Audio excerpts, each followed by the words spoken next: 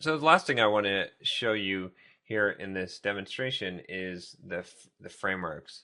And it's worth talking a little bit about frameworks and how they work here. So if we look at this frameworks folder, we can see what frameworks are automatically included in here.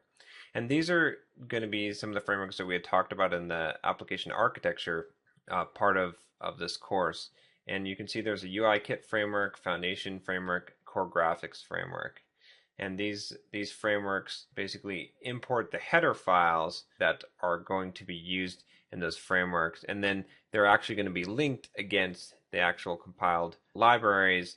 And by having these headers included, though, our classes are able to make use of what's in the framework. They know what's in here, which this is a little bit different than in C Sharp, where you would just include a reference, and then when you build you basically have one step. You don't have a build and a compile and a link. With the C application or C++ or in Objective C in this case, you compile your code and then you link against libraries. So there's those two distinct steps, and something can break in the linking. And a frequent thing that will happen when you're developing an iPhone application is that your code will compile, but it won't link. And most of the time when that's the case, when that happens, the case is that you're missing a framework. So basically, the way that you can add a framework is we can go over to the build phases here, and then this link binary with libraries. This is where you add frameworks.